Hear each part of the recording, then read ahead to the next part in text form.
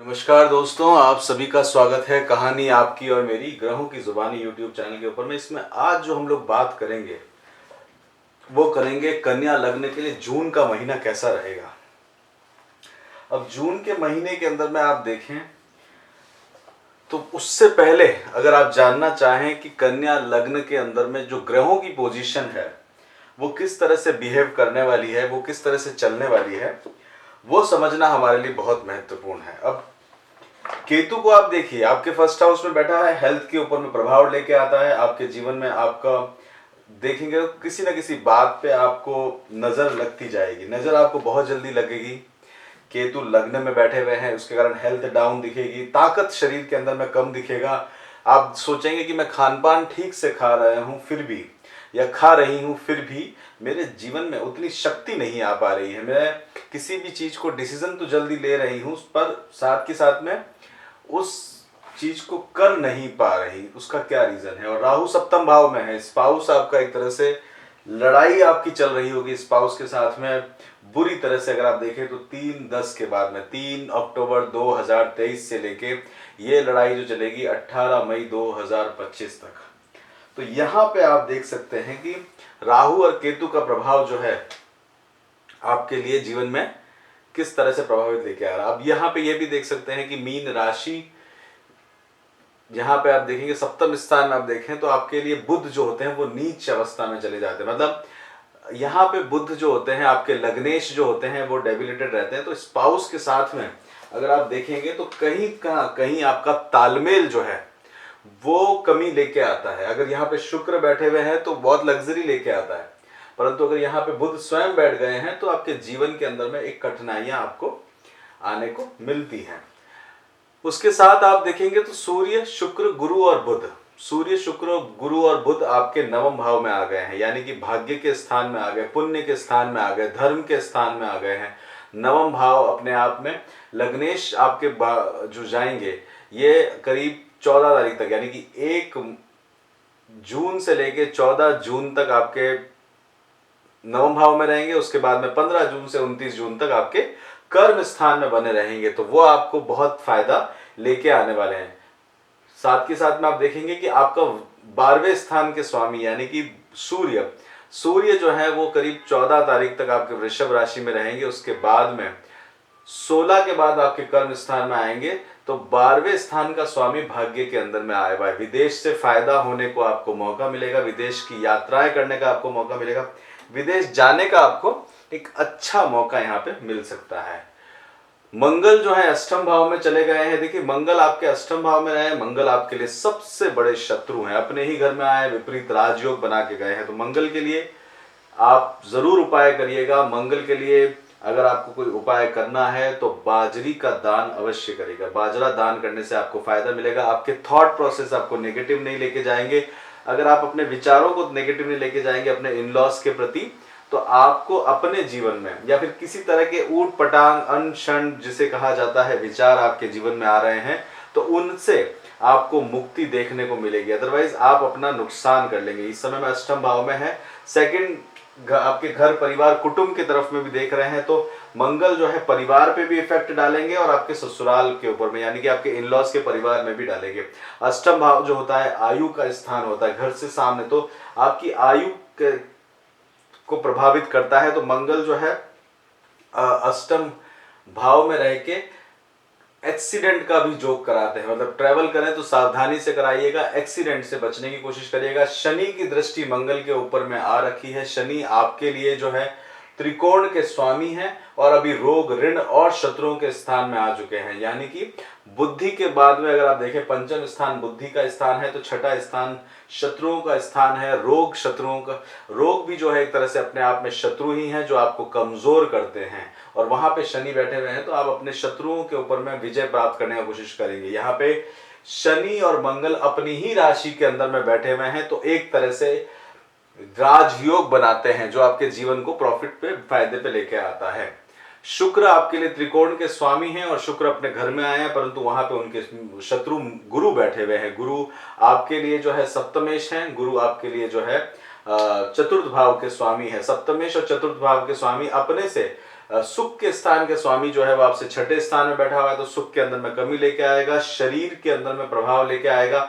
साथ ही साथ में पंचम दृष्टि से आपके ऊपर देख रहा है, तो कोई भी राय जो होगी आध्यात्म की तरफ में आपको लेके जाएगी, धार्मिक आस्थाओं की तरफ में आपको लेके जाएगी। आपके मन के अंदर में जो नीतिगत बातें हैं उनको भी विचार करेगी, बट उन लोगों के साथ में आप नीति को पालन करने का कोशिश करेंगे जो सदैव अनीति पे चले हैं। तो यहाँ पे गुरु का प्रभाव आपको दिखेगा। आपको लगेगा कि इन लोगों ने जीवन पर्यंत आपके साथ में बुरा किया, क्योंकि और आप अब उनके साथ में नीति करने वाले हैं, वैसा आपको भाव लेके आएगा और आप धर्म की रक्षा के लिए कार्य करते हुए उस समय दिखने वाले हैं। इस जून के महीने में शुक्र साथ में बैठे हुए, शुक्र अपनी ही राशि में बैठे हुए हैं और यहाँ पे आपको अपने ग्रैंड यानी कि जो बड़े लोग हैं या फिर आपसे जो बहुत एक पीढ़ी छोटे लोग हैं उनसे आपको साथ में समय बिताने का मौका मिलेगा। वाहन की सुविधा आपको मिल सकती है, यात्राएं आपकी बन सकती हैं, लंबी यात्राएं बन सकती है। अब लंबी यात्राओं के साथ साथ में अष्टमेश मंगल चल रहा है, तो कोशिश करिएगा कि बाजरे का दान देके चिड़ियाओं को बाजरी का दान दीजिएगा, वो फायदेमंद रहेगा, वो आपके लिए लाभप्रद बना रहेगा। रसेंद्रियों का ध्यान रखिएगा, किसी भी तरह का जुकाम वगैरह का प्रॉब्लम भी हो सकता है, तो उससे भी सावधान रहने की आवश्यकता कुंडली बता रही है आपकी जून के महीने में। आगे बात करते हैं चंद्रमा से। चंद्रमा मीन राशि में शुरू होंगे, राहु के साथ में शुरू होंगे 1 जून को। यहाँ पे आप अपने पार्टनर के साथ में लड़ाई झगड़ा ना करें, बेहतर रहेगा। उसके बाद में 2-3 तारीख को आपके मेष राशि में जाएंगे। इस दिन ट्रैवल ना करिएगा, किसी भी तरह का कोशिश करिएगा, यात्रा मत करिएगा, एक्सीडेंट होने के चांसेस बढ़ जाते हैं। देखिए सप्तम स्थान का स्वामी भी आपका जो है सप्तमेश शुक्र भी जो है वो भी आपके लिए अपने घर से अष्टम भाव में चल रहा है, तो उसमें भी थोड़ी सी सावधानी रखनी पड़ती है। 4, 5 और 6 तारीख को आपको एक यात्रा मिल सकती है, उस दिन आप कर सकते हैं यात्रा। 7 और 8 तारीख को कर्म क्षेत्र में, यानी कि आपको अधिक मेहनत करनी पड़ सकती है इस दिन, ये आपका मेहनत भरा दिन रहने वाला है। 10वें स्थान का स्वामी अपने से 12वें में बैठा हुआ है, तो कर्म क्षेत्र के अंदर में राजनीति क्रिएट किए हुए रहता है, उस राजनीति से बचने की कोशिश करिएगा। 9-10 तारीख को कर्क राशि के अंदर में चले जाएंगे चंद्रमा, अपनी ही राशि में रहेंगे, मित्रों के साथ में एक समय बीतेगा। ये समय आपका बहुत प्लेजेंट सा बीतने वाला है। अब यहाँ पे लड़ाई झगड़ा भी हो सकता है, क्योंकि मंगल की चतुर्दृष्टि वहां पे बनी रहेगी। 11, 12 और 13 तारीख को अगर आप देखेंगे तो 11, 12, 13 तारीख को सिंह राशि में जाएगा, तो हो सकता है जो आपकी लड़ाई हुई है और राहु की दृष्टि भी बनी हुई थी, उसके कारण अब आपको व्यय करना पड़ सकता है, अकेला रहना पड़ सकता है। अपने ही काम के ऊपर में फोकस करिए, इस समय में ज्यादा आपके लिए बेटर रहेगा। यहाँ पे आप देख सकते हैं कि जो आपने लाभ कमाया है उसको व्यय करने का दिन भी बना हुआ है, तो जो उसको आप खर्चे को भी करने के बारे में सोचेंगे। कन्या राशि में चले जाएंगे, 14 और 15 तारीख को लग्न में जाएंगे। ये दिन ज्यादा अच्छा नहीं रहेगा, इसको सावधानी से बताइएगा। मान सम्मान के ऊपर में आपके क्वेश्चंस उठेंगे, साथ ही साथ में लोग आपसे किसी कारणवश ईर्ष्या करते हुए भी आपको दिखेंगे। 16, 17 और 18 तारीख को तुला राशि में जाएगी, यानी कि ये आपका धन का स्थान है, परिवार का स्थान है, कुटुंब का स्थान है, यह आपके लिए महत्वपूर्ण स्थान बना रहेगा। और इस स्थान के ऊपर में रहना घर परिवार और कुटुंब के लिए खान पान से संबंधित आपको कार्य को देखिए, आप जो है एक हाइजीनिक तरीके से कार्य करने वाले व्यक्तित्व है, और आपका जो घर और परिवार के अंदर में है, तो आप किसी भी चीज को साफ सफाई से करने का आपका मन रहता है। और यहाँ पे आपके सेकंड हाउस में आ गए हैं, सेकंड हाउस में आने का अर्थ हुआ शुक्र की राशि के अंदर में वो आए हैं।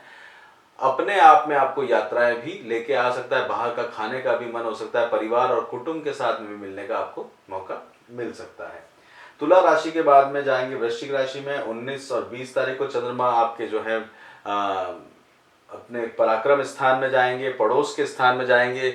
वहां पे आप देख सकते हैं कि गुरु और शुक्र की दृष्टि वहां पे आपके लिए बनी रहेगी। शुक्र जो है करीब करीब आपके लिए 12 तारीख तक वहां पे रहेंगे, उसके बाद वो आपके कर्म स्थान में जाएंगे, तो आपको वाहन का योग भी इस समय मिल सकता है, यात्राएं आपकी बनते हुए आपको दिखेंगी।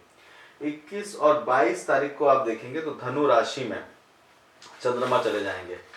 धनु राशि में चंद्रमा का जाना आपके लिए जो रहेगा सुख के स्थान में रहेगा, सुख घर में आप एक समय बिताते हुए अपने आप को देखेंगे। 23-24 तारीख को पंचम भाव में चले जाएंगे। पंचम भाव के अंदर में स्थिति जो बनेगी संतान के प्रति बनेगी।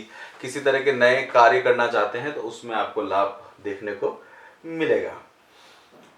25-26 तारीख को थोड़ा सा सावधान रहिएगा, किसी तरह की हेल्थ से रिलेटेड प्रॉब्लम आपको ना हो। 27, 28 और 29 तारीख को सप्तम भाव में चंद्रमा चले जाएंगे, यानी कि आपके स्पाउस के सामने, आपके पार्टनरशिप के सामने लिटिगेशन केसेस से बचने का कोशिश करिएगा। 30 और 1 तारीख को चंद्रमा आपके अष्टम भाव में जाएंगे। ये विशेष करके ध्यान देने वाला दिन है, 30 और 1 तारीख, 1 जुलाई वाला। इसी के साथ आगे बात करते हैं हेल्थ के लिए। तो देखिए, हेल्थ का ध्यान देने की आपको आवश्यकता पड़ेगी। पढ़ाई के लिए आप सोच रहे हैं तो पढ़ाई के लिए एक अच्छा समय चल रहा है। पोस्ट ग्रेजुएशन वालों के लिए विशेष करके शादी का एक मौका बना हुआ है। घर खरीदना चाहते हैं तो घर खरीदने के लिए थोड़ा सा रुक जाइए। बच्चों के लिए प्लानिंग कर रहे हैं तो संतान के लिए आप प्लान कर सकते हैं। जॉब के बारे में अगर आप सोच रहे हैं, जॉब चेंज के बारे में सोच रहे हैं तो उसकी एक अपॉर्चुनिटी आपको मिलेगी। शेयर मार्केट में अभी नहीं जाइएगा, आपको बहुत अधिक फायदा नहीं होगा।